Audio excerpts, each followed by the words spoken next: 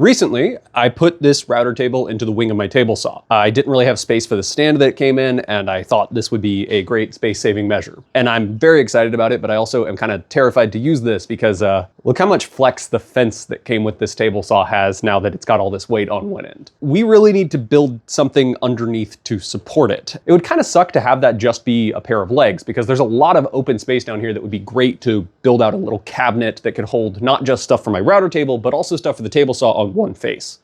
So let's get started. The first thing I'm going to do is try to draw out a rough sketch to get my inside thoughts about this cabinet outside onto a page. I don't need to mark any specific measurements because all of those are going to be determined by the space that the cabinet has to fit into. And once I have a sketch that I like, we can move on to material selection. I'm mostly going to be trying to use up all of my scraps for this project, but I need one big panel for the back, and my local restore was selling these 4 foot by 4 foot sheets of construction grade plywood for $10, so I picked up one of those. Now, before I do anything with this plywood, I want to go ahead and cut off that factory edge and then reestablish a square corner. That way I know I can trust this corner. Then I can make 2 more cuts to bring this back panel to its final dimension. Next, I'm going to need 2 smaller but equally sized panels to serve as dividers for the different segments of the cabinets. I can use an offcut from the construction plywood for one of them, and for the other, I have this random piece of scrap that used to be part of a climbing wall. It might be ugly, but that doesn't matter if you don't see it in the end product. With those 2 divider panels cut, we can go ahead and secure them in place.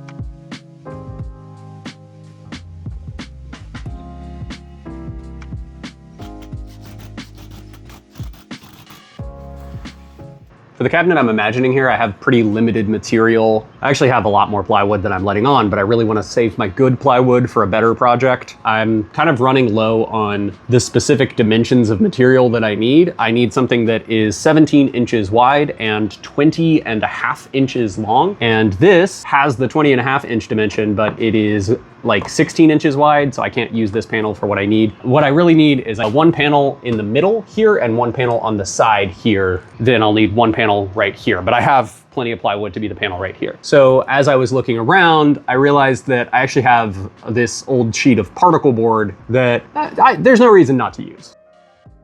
This particle board is left over from this old bar that I fished out of a dumpster and then turned into a nicer bar for my sister-in-law. It also had a brief stint acting as a workbench top, but this should be its final resting place. This material's pretty well worn and the edges are looking pretty rough, so we're gonna have to cut a clean edge onto everything before cutting it to final width.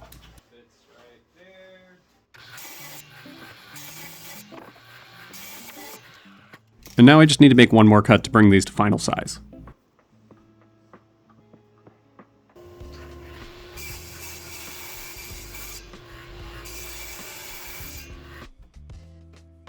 This part took a little bit of test fitting and micro adjusting, but once I got those panels dialed in, we could go ahead and put some pocket holes on them. Oh, no. That corner's busted out. This is why you probably shouldn't use particle board. I'm not gonna let a bad corner stop me though. Let's just get these things in place.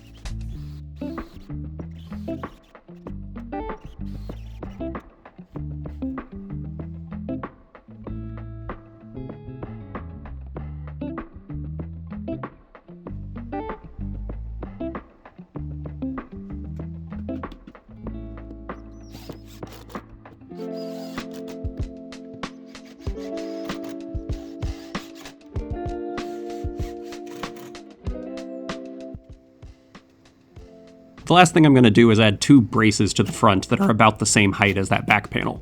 These are going to be what's actually supporting the router table in the end, so they're pretty important, but with those in place, now our skeleton is basically done.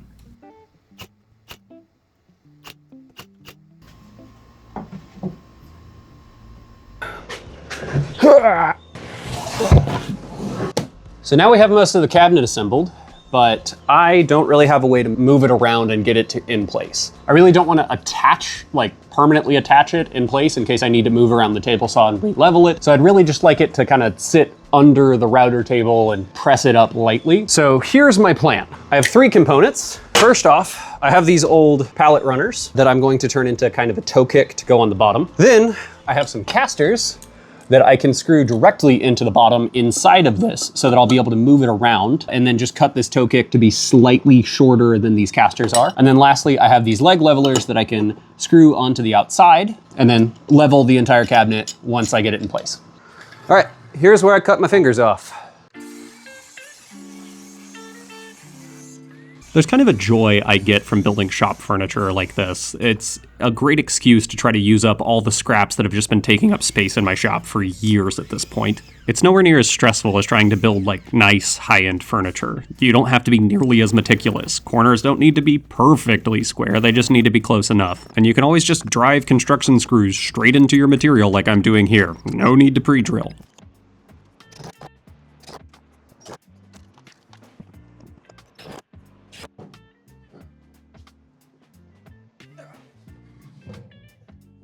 Now the cabinet's moving around pretty well and I'll be able to level it on the floor whenever I get it in place. But we need to think about how we're going to store things in this cabinet, and we're going to need some more material in order to build some drawers. So guess what I found on the curb? I'm pretty sure this thing was a bed frame in its past life, but conveniently for me it was assembled using mostly pocket holes. And not only can I save all those pocket hole screws and use them for later, I can also probably reuse some of the pocket holes on the boards themselves when I'm assembling them into drawer boxes.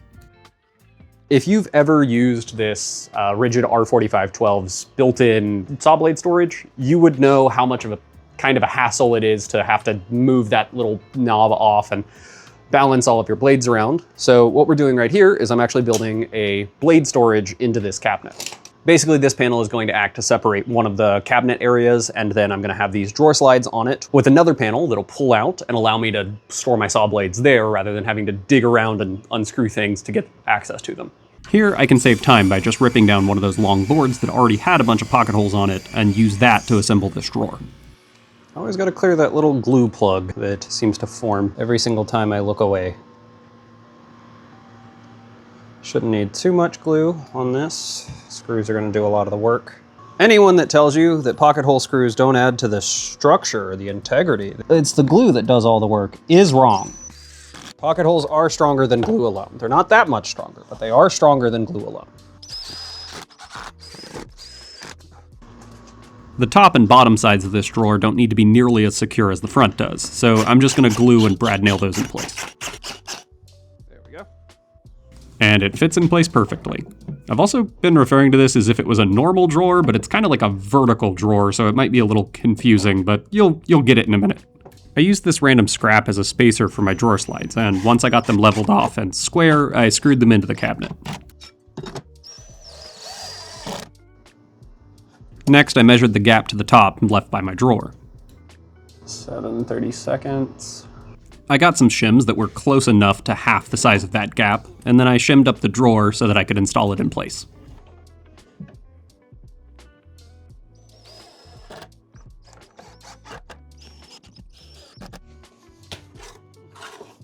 And now that drawer's sliding into place pretty well.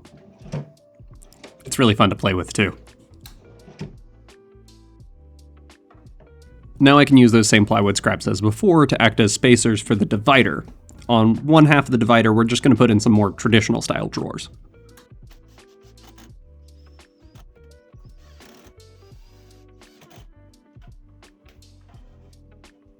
And real quick, before we build out the rest of those drawers, I'm going to add a panel up to the top so that we have a place to mount a power strip.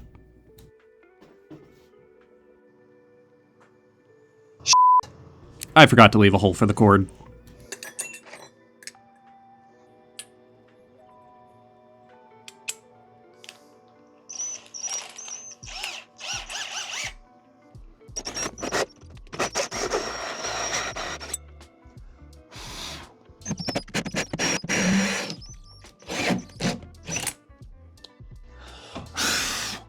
That's better. Now we can run cables through here.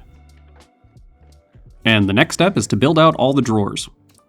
This cabinet's going to get 6 drawers of varying sizes, but they're all going to follow roughly the same process of construction. First, we're going to cut out a panel that's just shy of the same dimensions as that cavity. This will eventually become our drawer bottom. Next, I'm going to take some 3/8 inch plywood and cut it down into some strips. Then I'm going to cut those strips to the same measurement as the depth of that cabinet. Then we can install these strips at varying heights inside of our cabinet.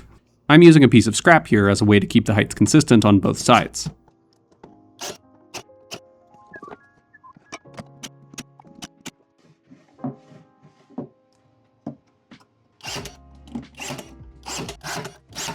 For the bottom drawer, I cut the rails extra thin. You could just let this drawer run along the bottom of the cabinet, but I prefer to add these little rails because it minimizes the points of contact and thus reduces the friction of opening the drawer. Now I can put all of my drawer bottoms back in place, and I can add some 16-inch shims to the edges of all the bottoms. Then I can put another rail on top of that. This will help keep the drawer in line while it's being used.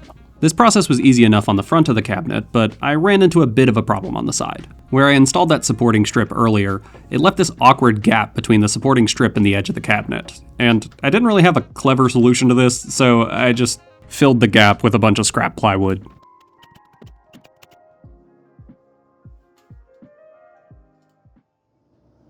So now we have all of these drawer bottoms sliding in place with the rails to hold them in place. And now we just need to cut up some material to make boxes out of it. Well, that was quick.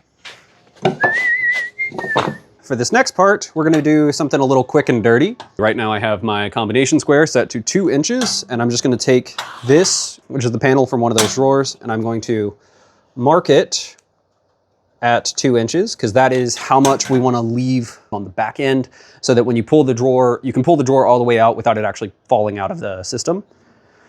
And then I'm gonna slide my fence over to try to line up that 2-inch mark. And that should give us pretty close to the length we want. This part doesn't need to be precise. This is just, I need to leave a little bit of stuff back here. So now we should be ready to cut.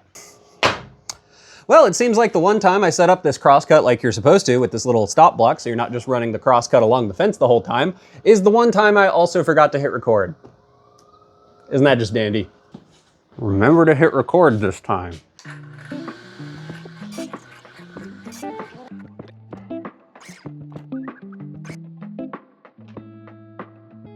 For these drawer boxes, I'm still using that material from the old bed frame, and I tried to plan out all my cuts to maximize the number of pocket holes that I could reuse. But obviously I still had to drill a few more pocket holes. At least 3 used pocket holes saved me a little bit of time. Now we can go ahead and assemble all of these boxes.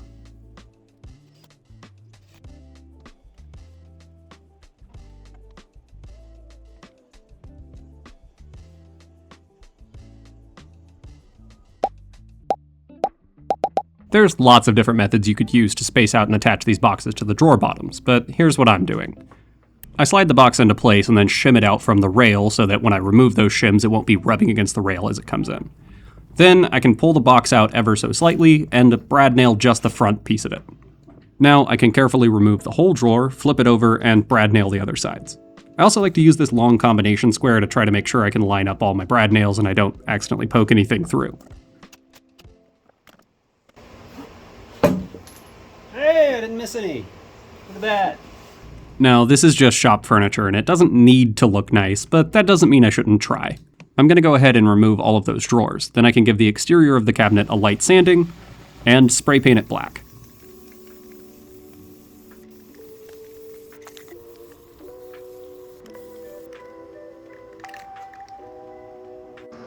Whoopsie.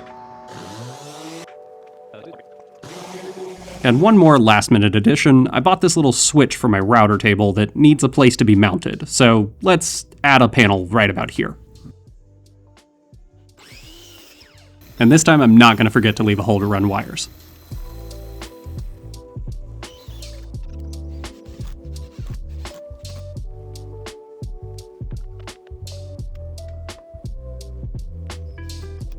I left a little bit of extra room on this panel so that I had a place to permanently store the wrench and screwdriver that are necessary to change the bits on my router. And now I think we just need one more thing. So we're almost done with this cabinet. The only thing we need left are some drawer fronts, and I don't have a lot of very pretty looking material, but I do have this, which is a very thin plywood packaging material. It almost feels like it's made out of balsa wood. It is very, very weak but it's very smooth as well, and it has kind of a pretty look when it's finished. It's actually what these cabinets behind me are finished with. While this looks nice, it's not very thick, and so I can take this with some thin, relatively thin plywood, and then by laminating these together, I end up with one piece of plywood that has a very pretty face that can serve as my drawer front and still be thick enough to function as a drawer front. The only issue is that this plywood that I have left over actually served as a workbench top at one point, and so one side is very, very rough and terrible, but I'm gonna make this the back. So we're gonna glue directly onto this face, and then this won't be visible in the end product. Now I just need to get 7 oversized pieces out of all of this material, and then we can go ahead and laminate everything together. The lamination process is pretty easy. I'm doing them in groups of 3, and I just need to make sure to separate each layer with a little bit of plastic wrap so that they don't accidentally get glued together. Once all the glue's applied, I've got some old weights that I just throw on top of it. The next day we can take all the weights off the panels, and the edges are looking pretty rough, so let's cut some clean ones on the table saw.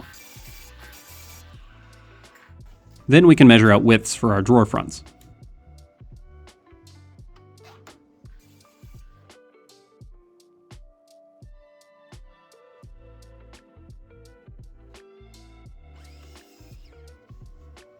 Do that 5 more times, and now for the next step, we're going to need the router table, and that means we need to put this cabinet in place so that the router table is properly supported while we're using it.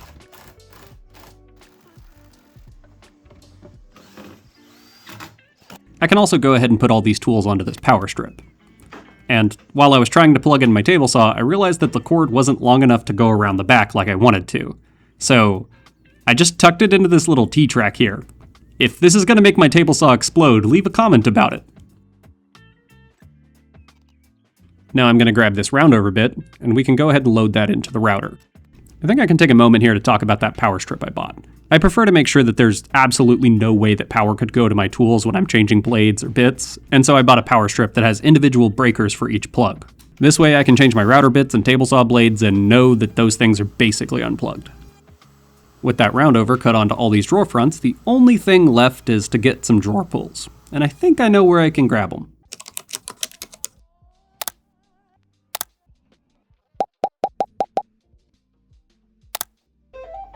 This was the same drawer pull file I used for my miter station, so these cabinets should match pretty well in the end. I also printed just the first few layers of an extra drawer pull and used that as a template for my layout lines. For each drawer front, I just marked lines across the centers on the back, then I used my template to mark locations for my holes. Then I took them over to the drill press and drilled out those holes. Normally I would use double-sided tape to align the drawer to the front, but I was all out of double-sided tape, so I did this weird workaround where I just put the drill bit all the way through and kind of held it in place, and then I was able to pull the drawer out and screw it in from the back. Then I could punch straight through those holes for my drawer pulls, and add some construction screws to the back. I drove the construction screws until they were just barely poking out the other side, and then I could line up the drawer pull and drive them all the way.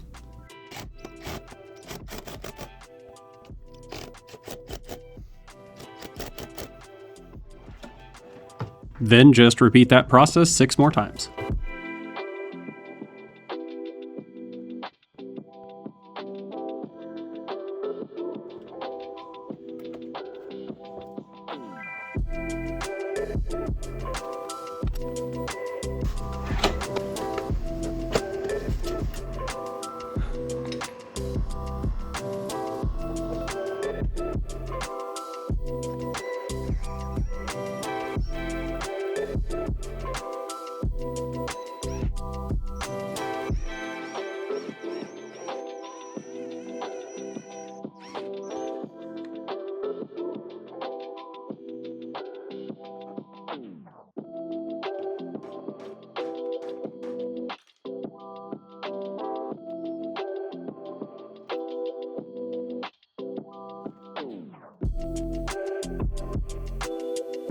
And the final thing I'm going to do to this cabinet is just apply some paste wax to all of the drawer runners to help those drawers run smoother.